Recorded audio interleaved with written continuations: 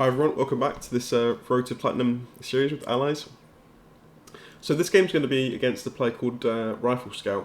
Now, as you're watching this now, it was played quite a few months back, towards the beginning of the season actually, I think fairly early on. And I was in, I believe it was sort of mid to upper gold at the time. So it's taken me a while to actually do this one because I took a bit of a break after I played it and didn't upload it basically. So now we're going back to it. So the first few rounds are going to be live commentary, but pretty much about 90% of the game it was all just recordings and no voice. So what I'm probably going to do, I'm going to summarise the main points from the game and not go blow for blow, each single round and movement, because post commentary is never quite as fun. And it's harder to record than just live commentary. So this is a mistake I won't make again, is not doing voice commentary for a game I plan to upload, because it's such a pain having to go back and record audio for it, because it's obviously you're not quite in the same zone as you were when playing the game, so you're not quite as sharp as you would have been on what ideas you had and things like that. So I'm going to summarise this game, hit the key points, but it was a fantastic game. I'll have to say it's probably one of the best games I've been a part of this season for sure. And possibly ever, because it was one of those games that sort of swung back and forth. There was lots of momentum swings, mistakes from both of us, some interesting plays from both of us, and it was unique in the game as well. It was just a very fun game to play. So yeah, I won't spoil the ending, but we'll get cracking. Okay, so we're starting a new game today against Riflescout. I have played this person before. A while ago. The name rings a bell. I'm not too sure what their level is, but we're in gold, so it's going to be a tough game, whatever happens, really. So here we go. 4 infantry, 2 tanks, the usual buy. Okay, and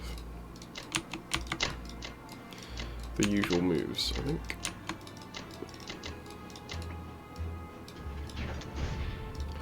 think. So West Russia first.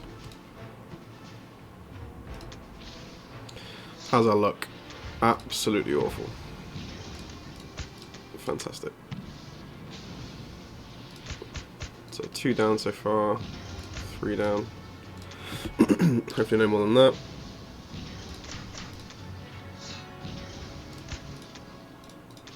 Okay. It looked scary at the start there, but we still won the battles, that's the main thing. Could have got really dicey on that one. Ukraine, hopefully get a cleaner one. Oh god.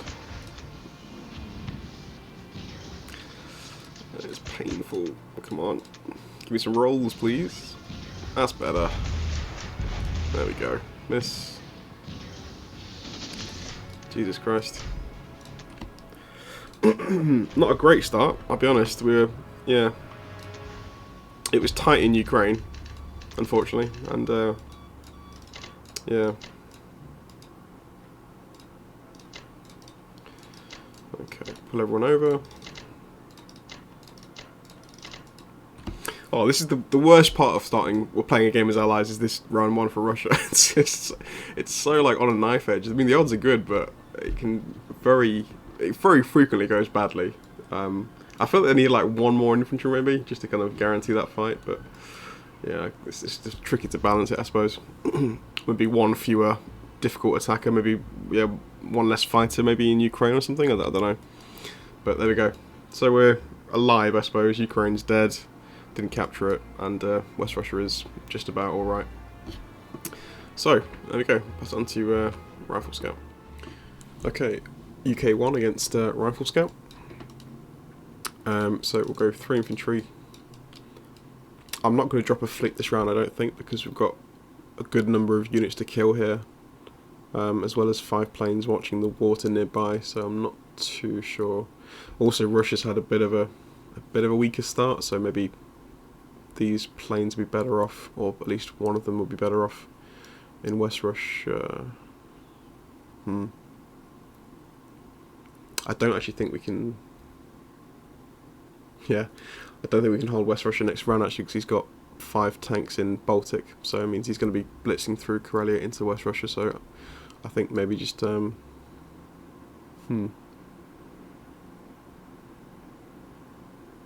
it's tempting to put a carry down actually now, because knowing that we can't defend West Russia from with these 2 fighters.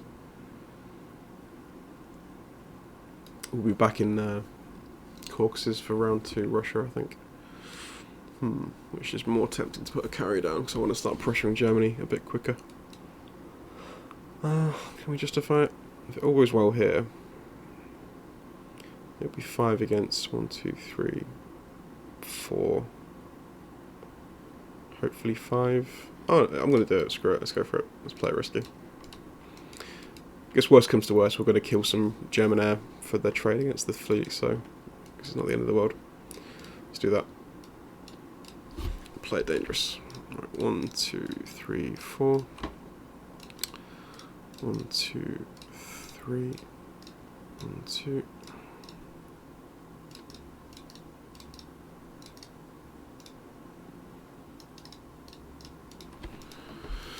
Okay.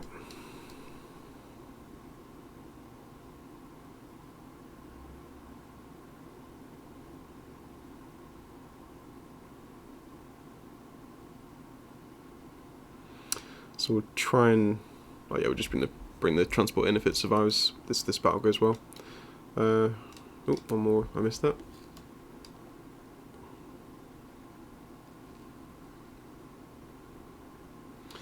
Not too concerned about a blitz through Egypt because we've got this infantry nearby to attack with some, I'm assuming, what will be some fighters at some point as well. So let's go for that.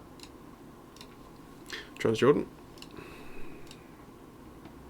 Probably the safest battle of this entire match, or round rather. Damn.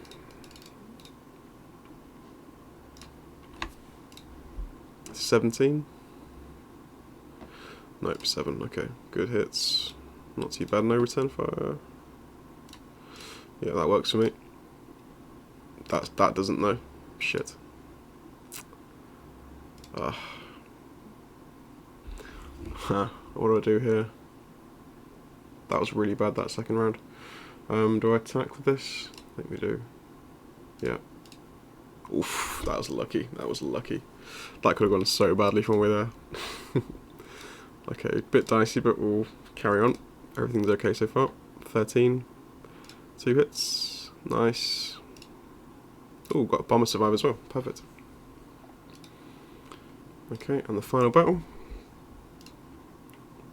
Hopefully nice and clean as well. Not great, but we're okay. Still not great, we're not okay. Come on. Gotta land this hit. I don't think I've seen this battle fail for a long time.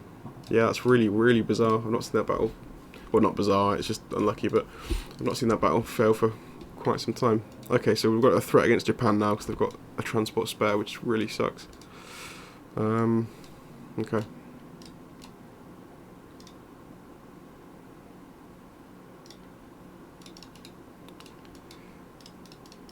Oops.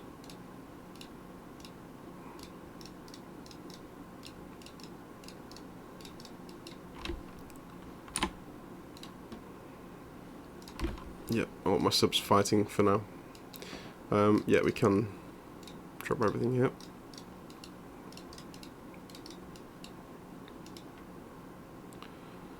Okay, looks good, looks good.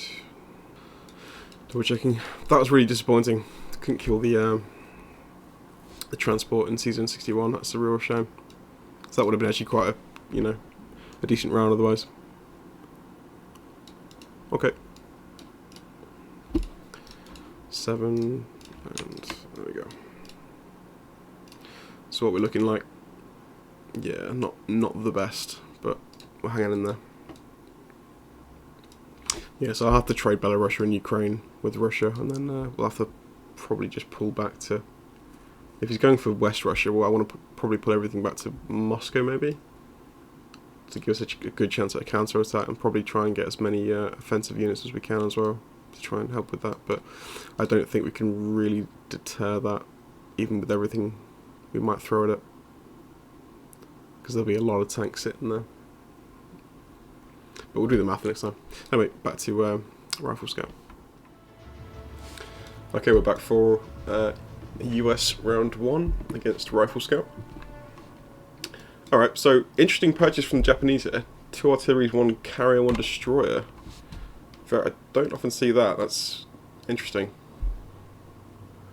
So that would suggest maybe he's going for a heavy pressure on India, possibly, with the carrier. Possibly, I don't know. Or just protecting against the KJF on the off chance I go for it. But interesting. I'm not going to go for a KJF. I'm going to go for a KGF. So we'll play it pretty normal. Right. Not this weird bug where it gets slanted across the screen. It's so strange. Right, carrier. How do I want to play this?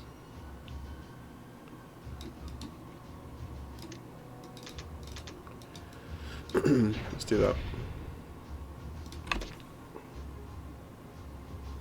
Not sure whether it's better to go for 3 transports initially or 2. I'll go 2 this round, but I could also do the thing that the TTG guy does. Sorry, on round 1 US is land an anti-air gun and infantry in Hawaii, which is tempting, I guess, because I guess it makes sense this round because he can't attack this season, I believe. If I'm right on that. Yeah, fairly for sure he can't. Yeah, so we could do it this round, particularly with the extra carrier as well, which would suggest he's going to have a lot more aircraft in the sea.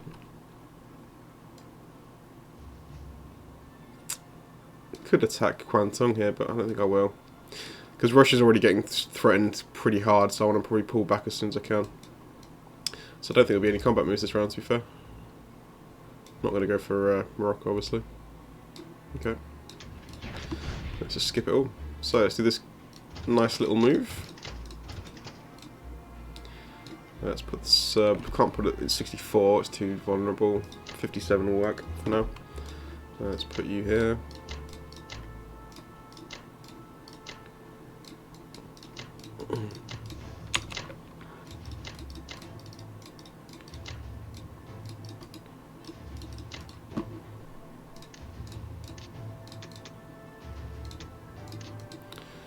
Okay.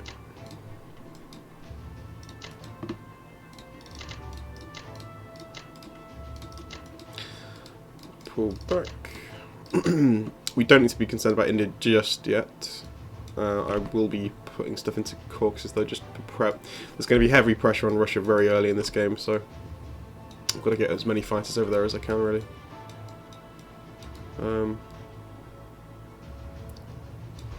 We're safe here. That's good to me.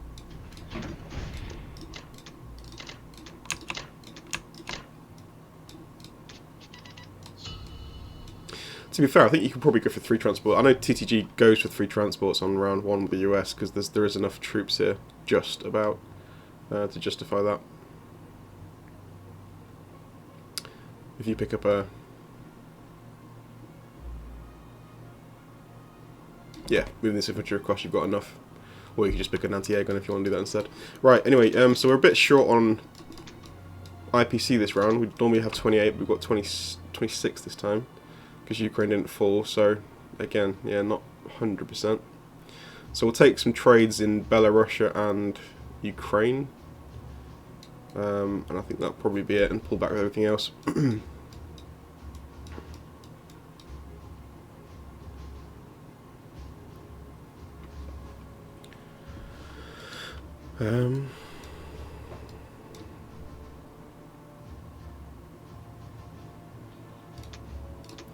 Yeah, that's fine.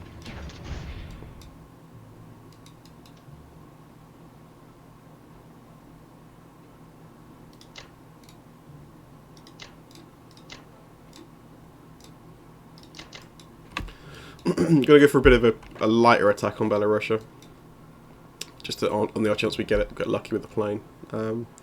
Bit more heavy on Ukraine, so I do want this to fall.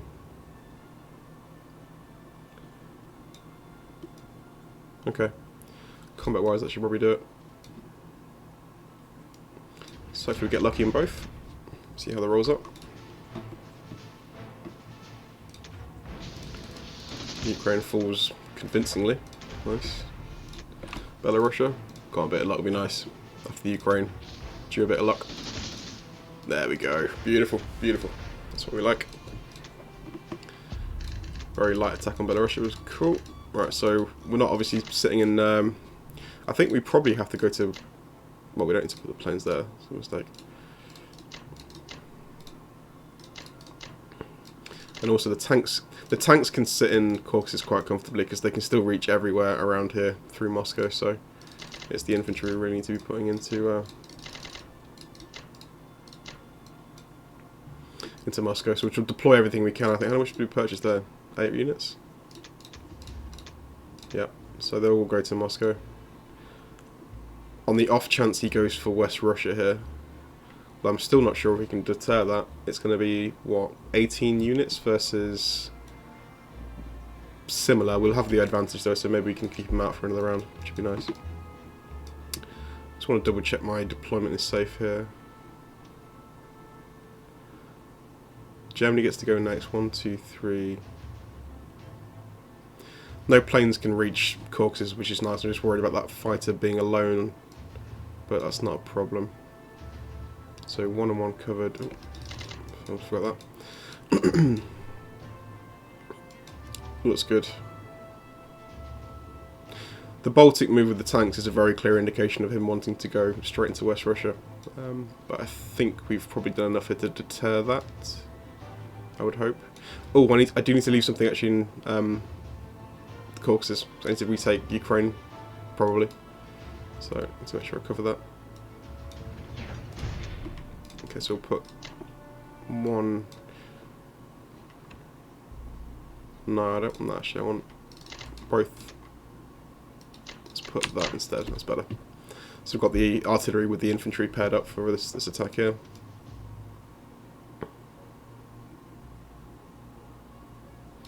I mean, sorry, him going into Archangel is the threat I'm trying to avoid here. By having everything in Moscow to try and prevent this attack. West Russia's fine from either, to defend from either one. Right, that's good for us. So we've got units here to attack Ukraine if we need to. Belarus will probably be theirs this round comfortably because they'll probably attack West Russia as well. But it looks fine to me. Let's do that. 27 IVC, not too bad. Okay, UK 2 against Riflescout.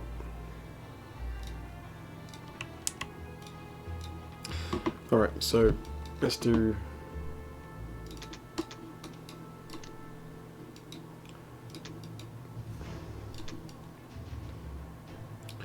Excuse me. I want to go up to 3 transports if possible. We'll obviously get infantry for India. Take back Egypt. So if we have 2 more transports, that's 3 loads we need. We'll be taking 1 load, so that covers 2 loads. Yeah, so we can't quite justify having an extra transport yet. So let's clear that.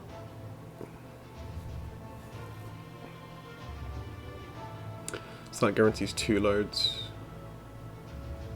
So we get another plane. Yeah, another plane. Swap one of the infantry out for artillery for India. Let's do that. Maybe even 2 actually. Yeah, let's do 2. Okay. Tank infantry for Finland. He can only reach me with 3 fighters here. I'll have 4 defenders, so that's totally fine for me. Attack this. Excuse me. All into Egypt. What's the attack power like here? Minimal. 1, 2, 3, 4. Yeah, just 3 planes, 4 planes in range. With the potential for 2 land units. Yeah, that's fine. India's not in the threat yet. Let's go with that.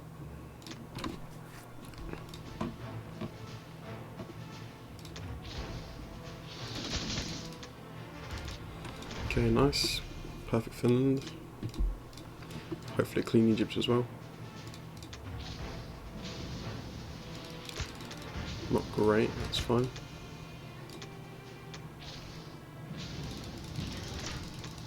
Okay, it's pretty good, pretty good.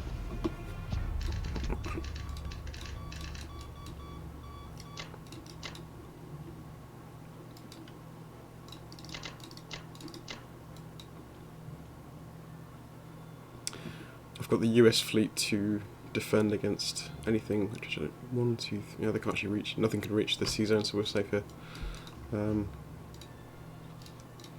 Fighters. Oh, he's moved tanks to Belarusia here. That's interesting. Okay. So we killed the bordering provinces. We've got no danger. I'm fine with that.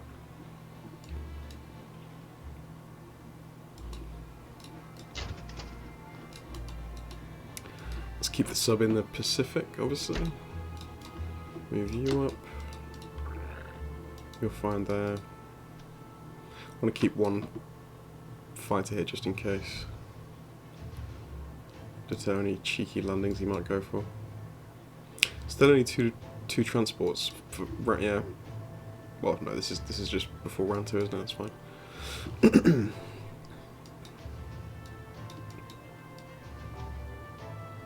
Okay, I think I'm happy with that.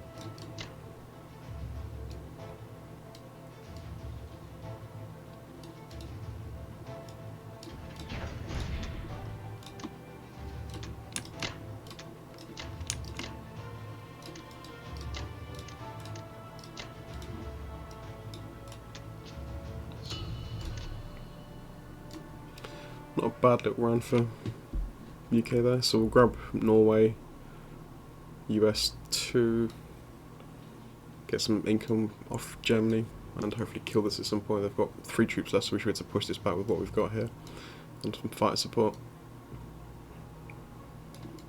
Interesting for Japan, he's not going to really be pressuring that quickly, given he's only got 2 transports at the moment.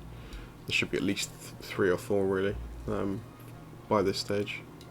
The first purchase was a bit odd, but that's fine. Yeah, that's UK 2. See you back for US 2. Okay, we're back for US 2 against Riflescout. Okay, so we'll be hitting a few things here. We'll be hitting Norway as well as Morocco. So to replenish our... Let's just do the math on the logistics here. So 4, 8... We have 2 already, so 6 replenishes these 4. Let's see what else we can get. 1... Only 3, so... Oh, so close. I guess if we scrape... Oh no, we have a spare infantry here. That's fine, that's fine. That works out perfectly then.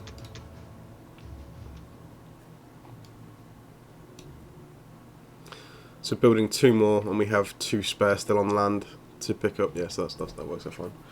In fact, we could do some artillery as well. Why not? Right. Okay. That'll be it for purchases. So we'll take. Kind of want the tank in Morocco, so I'll put the artillery in Norway, and I'll put the tank into Morocco as well as all this. There's no danger from German air here. The only danger is in the North Sea, but we've got the destroyer that I'm going to throw into this battle, so it's going to be 1, 2, 3, 4, 5 defenders versus 3, so that's not a problem. Attack-wise... No, I think did he go for my sub here?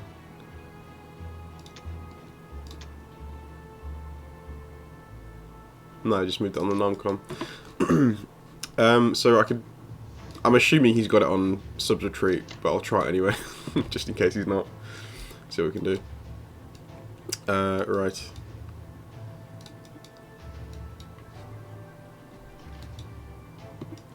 Nothing much to bombard, or bomb rather. I think that should probably do it, to be fair.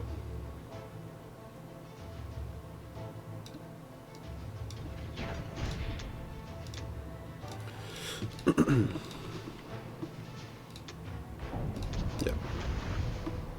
As expected, but worth a try. Okay, so let's move this transport over now. Get all the boys from the Pacific coming through. I'll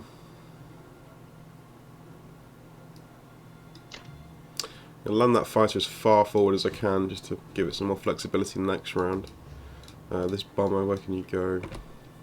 I think I want it. I'm gonna hold caucuses for next round, so we'll stick it in there to give it again maximum reach around the map. Right, destroyer goes up north.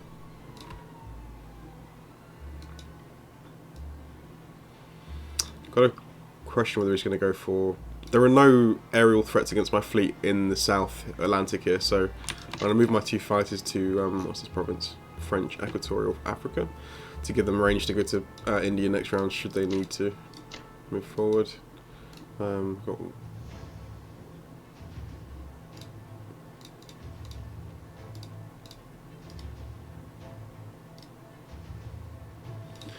okay, so 1, 2 lets this guy pick up some more units next round. 1, 2 down here. Oh, fighter, missed one. Bring you forward. These 2 infantry.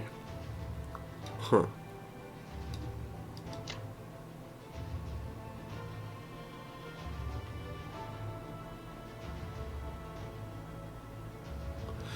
Not really sure where I want them, to be fair. This lets Russia go all out on Archangel, I suppose. More infantry to use over there. Just do that, that's fine. Though actually it is nice to have some kind of American land presence to go along with the fighters if I want to attack something later, so I'll save one of the caucuses. Okay, that looks good to me.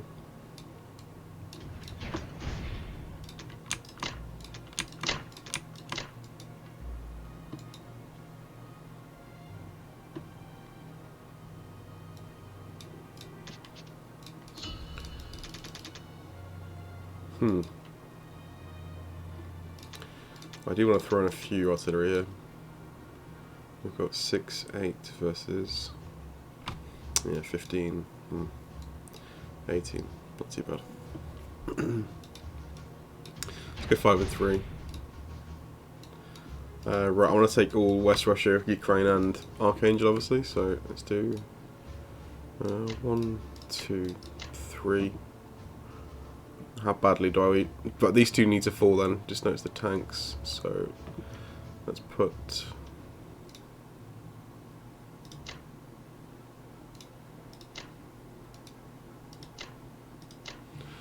That's slightly more dicey, but if it goes badly, we can always. This is more guaranteed to, well, more likely to succeed with an artillery going in as well. So if this Ukraine attack fails, we can pull everything back to caucuses to prevent a tank blitz through, even though that probably wouldn't happen with no infantry. Still worth defending against. As it's just.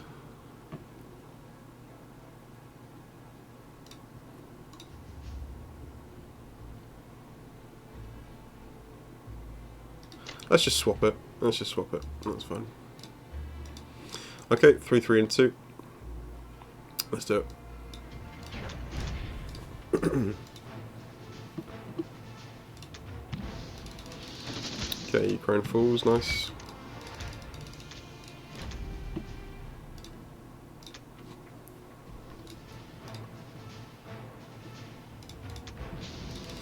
As does West Russia. 3 for 3, Archangel. Shit. Ooh, got lucky at the end there. 3 for 3 though, I'll take it. Let's pull back.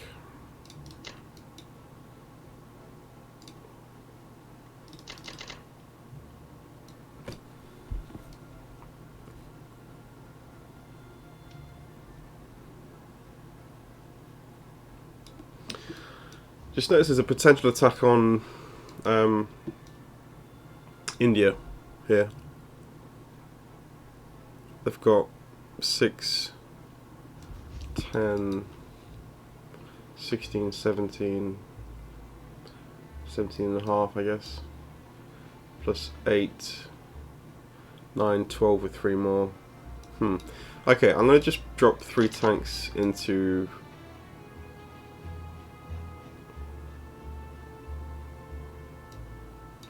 India here, just to make sure we can hold that. That just gives us a bit more firepower and flexibility. So If we need to, we can make fighters as well, but I'd rather not do that. In fact, we could almost... I mean, I'm going to work out the odds quickly just to make sure we can hold this without using Russian fighters to defend. Yeah, it looks like we need those Russian fighters in there to make this a bit more safe. So we'll drop them in as well. 3 tanks. That should be fine for defence. So we've lost a little bit of output up here though, so it's a good job we built some artillery, sorry, for next time, so we can do some trading without the plane's assistance. That looks good though. Happy with that. I'm planning a big hit on maybe Italy next round, or taking out Libya possibly. Seeing what, yeah, we'll see what happens with Germany's air defences, but yeah, that's the plan really. Right, I think we look all good. Why not put that in there? Okay, so let's drop. I want 1 artillery definitely in Caucasus, but I want quite a few in Moscow to trade possibly Archangel. Okay, we're looking alright so far. I think we were behind a bit initially, but we're catching up. It's going to be a slow catch up, but yeah, we'll be fine. So good job I checked the India odds there, because we were actually behind. I did need to throw some Russian troops in there, so good job we spotted that. So we'll pull everything back, including this fighter, hold that. We'll have some, if we don't need the US fighters in the Mediterranean Sea, we'll probably put them in India as well. Hoping I don't need them here, but we'll see, because these fighters may be the difference. If they stayed up here, then we're in good shape, but we'll see. Anyway, that's US 2 and Russia 3. We'll see you back for UK 3. So we're going to start skipping around a little bit more now. This is all post commentary from this point onwards.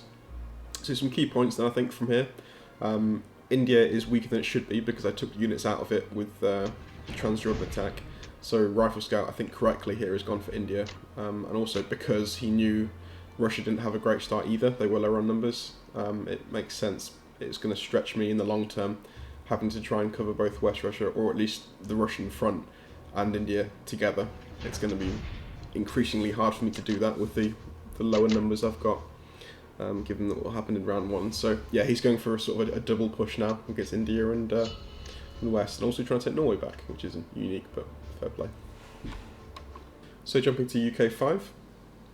Germany's now firmly in control of West Russia. I'm not able to kick him out, especially given the fact that we've had to pull away considerable Russian units to defend India and get good odds. West Russia has been compromised and we can't hold that, unfortunately, so yeah, West Russia's lost. So now it's likely that the Germans are going to be able to take and control Caucasus, which is not great, obviously at round 5, that's pretty early, but some strong pressure from the Axis so far. But I've got a UK fleet, so I'm going to be pressuring with what I can. So we can take Finland now.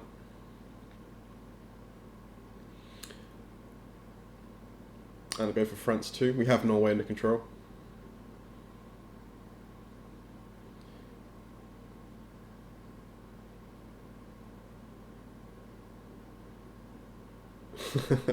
Shame we couldn't take France, so that was disappointing. Shame the cruiser missed. They often do. So yeah, it's just a case of the UK trying to be as annoying as possible for the Germans on the on their western side of the empire. But yeah, they're in firm control at this point. So now it's a case of how long can I hold really India? Is it going to be worth me holding out there, or just pulling out at this point and just trying to keep Russia safe? So it's obviously Moscow's the priority, but we'll hold both as long as we can. So skipping ahead to UK 6. Now, with the US, I'm going for a med shock, which is something I'm very inexperienced in. This is probably one of the first times I'm actually trying it, to be fair, after watching Quinton's video about it. So yeah, I'm not doing too well with it, but still. Japan went for an attack on India and failed, which was good for me because it gave India a little bit of breathing room. We are low on land units to absorb the hits, but we've still got a lot of fighters left, so as does Japan, to be fair though. But we have survived an attack, which is good, and we've pulled out the 2 Russian fighters because they're not necessary anymore, which is good, so we can now trade, if we need to, with Russia a little bit more effectively with those fighters in play. Risky attack in Karelia here. Paid off though.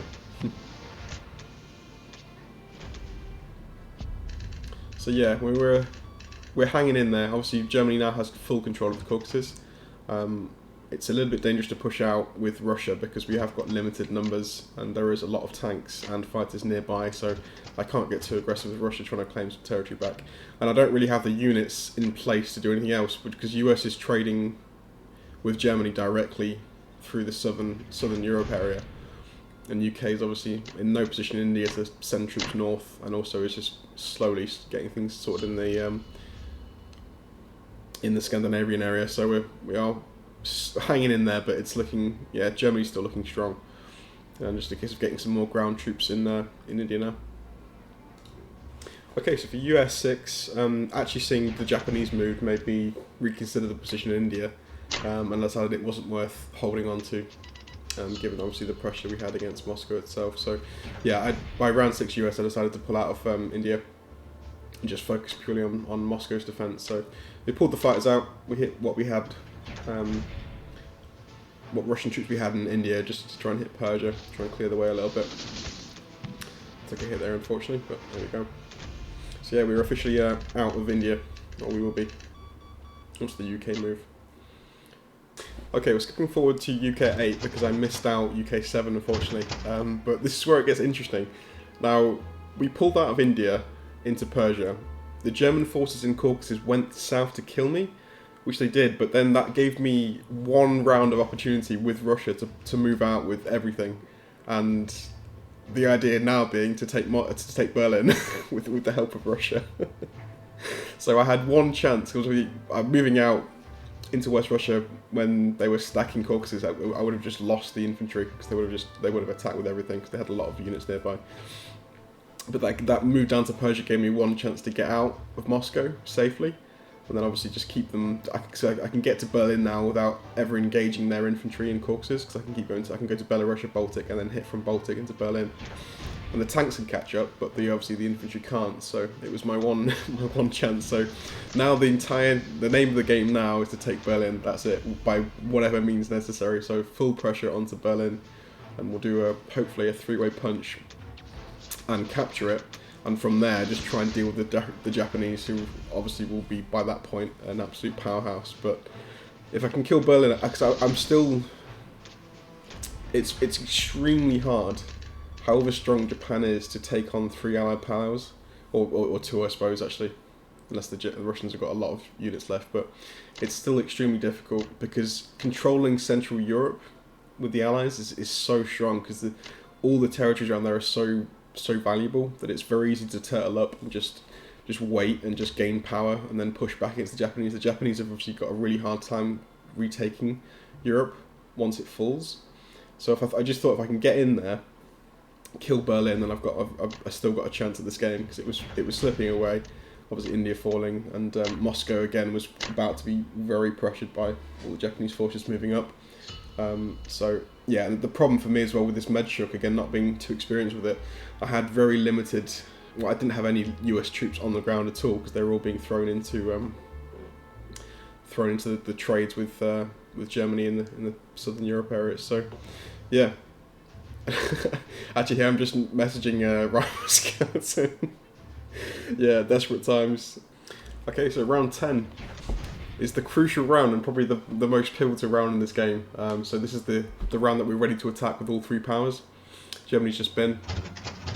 He's pulled back everything he can do, but we've got yeah, more than enough I think to take it, given the numbers. So obviously Japan's taking control of Moscow as well by this point. So we have lost Moscow. But yeah, there we go. So all in. So the UK is just the first one through the breach. Obviously going to get pretty bloody in this battle. But their job is just to kill whatever they can. Unfortunately, we've got 2 hits in the anti-air. That's kind of unfortunate. No hits on the Rons as well, but not bad hits from the 3s. So return fire, 16 hits. Ouch. Which I think more or less wiped all our land units. So I decided to push on, obviously, because we wanted to kill as many as we can. 3 more units down, but that means everything else dies, unfortunately. So goodbye to the British. They did their job. Killed some infantry at least. 143 IPC down from that one attack. Mental. So lots of planes dying, obviously. On to the US attack. Implausible, says the in-game calculator. Sorry, 14 planes attacking, 23 infantry and fantastic. So it's pretty much guaranteed battle at this point. 17 hits back though. Very strong defense rolls. 8 hits. Planes are all dead. 8 hits, we're taking some losses on our aircraft as well now at this point. So yeah, I made sure just to not do the mistake of not actually leaving a single land unit to take Berlin. That would have been very unfortunate. But there we go. And then what I'm assuming is going to be the final round. Yeah. Not quite. Yeah. Still one aircraft to kill. So yeah, I was just debating at this point what to pick, what plane would be most useful in the fights to come. I think. Yeah. I think it's probably super to mix, but I'm yeah, 5 of them.